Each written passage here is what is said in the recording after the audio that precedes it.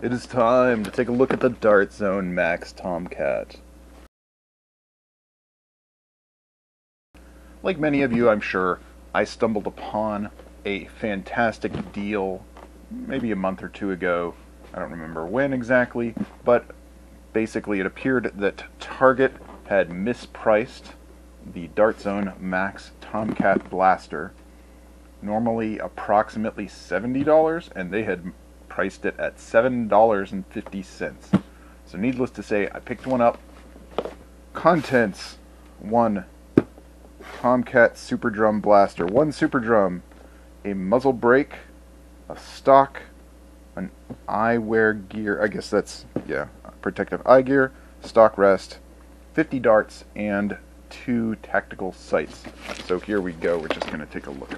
Now, some people like to have every blaster on the market or everything by a certain maker, and I certainly have some facets of my collection that are like that. For example, I have a lot of Busby Springer mag-fed pistols for some reason.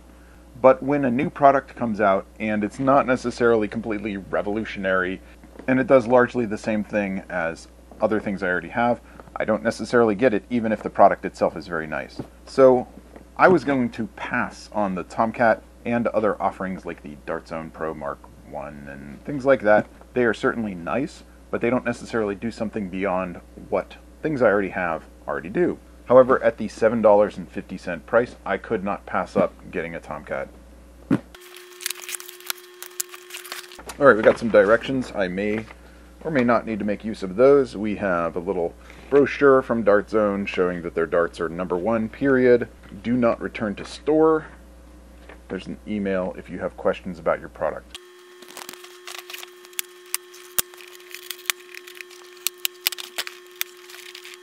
After opening all of those big power blasters, I gotta say that the layout of the items in this package is very elegant, very nice. Everything is secured nicely. It's not just all chucked in here. So obviously that is a notable difference. The blaster itself, you can see the bolt is right there, so you cannot take the drum out while the priming bar is forward. Here is our stock, and the directions do make an indication that, okay, so you pinch in there and you can extend it. The stock does not come off all the way. You know what? Extend it all the way, that's actually more than I think I need. Let's see. Yeah, I can kind of go somewhere in the middle, actually. And interestingly to me, a lot of stocks will pull out if you're not pressing the button, but this one you have to push the buttons to move it either way. The trigger is smooth and comfortable. That's nice. I like the little target. Reminds me of a certain captain. Blaster comes with a muzzle brake, which will only go on one way. Nope, I got it backwards. There. That looks kind of cool. It's not going to help with your accuracy or anything, but it does give the blaster a lot more orange up front. I can never tell how good red is for visibility, but I know in the US we want an orange blaster tip. Looks like the part of the drum with the foot on it goes in the front. It is certainly nice that the drum is removable, but I don't think I'd want to try and hot swap the drum during an actual Nerf war. It's not particularly difficult, and with practice I'm sure it could be faster, but that wasn't really fast. Not like changing a mag. I can see dropping the drum and inserting a mag if you have that adapter. Alright, so these sights that it comes with, they are nothing fancy. They're more kind of iron sights, but there's no glass or plastic in here. There's no magnification. They just are for aiming through. And those are adjustable. They're going to stay on your rail pretty well. Yeah, they're not going anywhere, although you can get them off if you want, but they are not moving on their own. Now, I can't speak for anybody else, of course, but when I am nerfing, I like to have on, if it's a bright sunny day, I like to have on eye protection that is tinted, and if it is evening or, you know, dark, then I might want eye protection that does not have tinting. So I tend to play mostly in the daytime, and I'm not likely to use the Dart Zone eye protection for that reason, because there's no tinting and you just get the full brightness of the sun. But I am curious because after opening all those big power blasters, none of their goggles fit me. So let's see how well that is actually really usable. They do fit my face okay. That's nice. As a relatively large human, it's nice to have accessories that actually fit. And like I say, the stock can even go longer than I would prefer it to, so that's another point in the large human favor. Now, I did get to check out some of Dart Zone's blasters at FoamCon, so I have a little bit of an idea about this blaster. Drums are kind of neat, but I don't know if I would call them practical. Maybe they are? I don't know, but I like that Dart Zone is trying different things, and we'll see where it goes. Getting in the bottom row of darts is incredibly easy because there's a hole in the back of the drum. You can just slide that in, and there's a little nub here that will keep the dart in. So the dart isn't going to fall out in any way. So basically there's kind of like a ramp here, where if a dart is in the outer chamber and the lower chamber has already fired, the ramp will push the dart inward as you rotate. That's kind of cool. Now my main concern, and I don't know if this is really a concern, but my main concern is bending and squishing and breaking darts when you're putting them in the outer row. So I guess you want to hook the... Alright, I was going to skip the directions entirely, but I'm going to see if the directions have any suggestion about inserting the second row of darts. They are simply saying to put the tail end of the dart in first, and then push the head in. So I could be wrong, but I do not see any way to get the outer row of darts in elegantly without squishing it at least somewhat. I like to not squish my darts if I can. Maybe I'm being too particular, but this outer row, you can get it, but it's not pleasant. And I mean, maybe if you're using club darts and they're not your darts personally, that's okay, but I don't really like the outer row. This drum design is similar to Dart Zone's Tomahawk, which used full-length darts, and I kind of wonder if that might be better for the full-length darts because they have more foam and they could bend more easily. Short darts, I kind of feel like short darts should not be bent much if you can help it.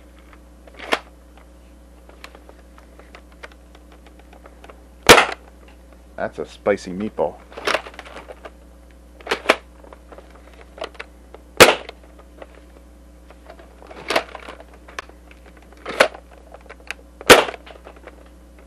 Alright, that shoots pretty hard.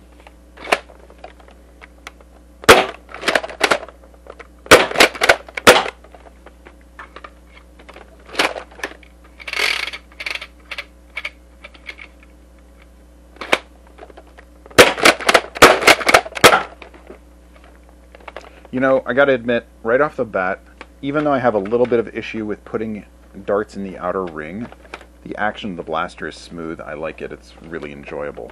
It's comfortable. Shoulders well. Sights are not the worst. I'm probably not likely to ever use the sights.